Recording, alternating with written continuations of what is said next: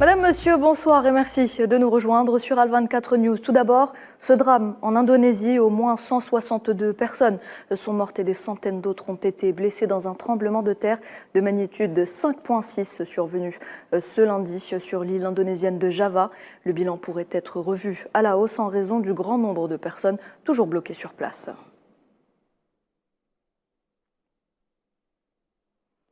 Ils étaient des centaines à assister cet après-midi aux obsèques de Mahmoud Abou Jalil Saadi.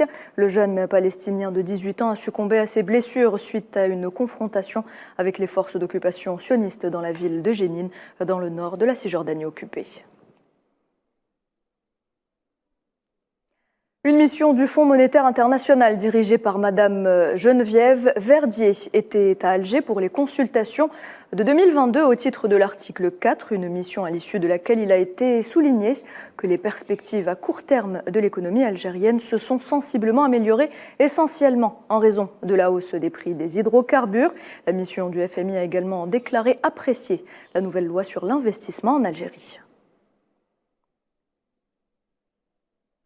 Les enfants sahraouis victimes de graves violations, l'Observatoire sahraoui pour les enfants et les femmes appelle les Nations Unies à envoyer un comité pour enquêter sur les graves violations dont sont victimes les enfants dans la partie occupée du Sahara occidental, et ce à l'occasion de la Journée internationale des droits de l'enfant qui coïncide avec le 20 novembre de chaque année. Au Maroc, la situation économique se dégrade de jour en jour. La population manifeste au quotidien pour tenter de retrouver un semblant de vie normale. Ces derniers jours, les revendications se sont axées autour du pouvoir d'achat, un pouvoir d'achat en baisse flagrante depuis des mois.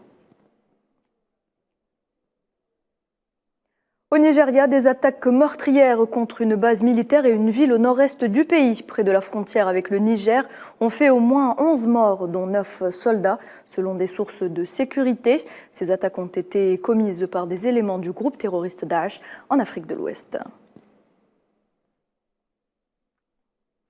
La semaine pour l'industrialisation de l'Afrique se poursuit à Niamey au Niger. Cet événement d'envergure se poursuivra jusqu'au 25 novembre et sera marqué par 2 sommets extraordinaires des chefs d'État et de gouvernement de l'Union africaine. Plus de 20 chefs d'État et près de 2600 délégués sont attendus au panel conférences, expositions et forums qui seront organisés au cours de cette semaine.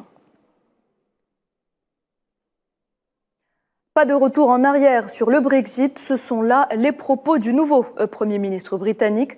Rishi Sunak s'exprimait lors de la conférence annuelle de la Confederation of British Industry, principale organisation patronale du pays. Il a ajouté que le Royaume-Uni ne poursuivra aucune relation avec l'Europe, qui repose sur un alignement sur les lois de l'Union européenne. Ce commentaire intervient après que le Sunday Times ait rapporté que des hauts responsables du gouvernement avaient l'intention d'orienter le pays vers une relation de type suisse avec l'Union européenne.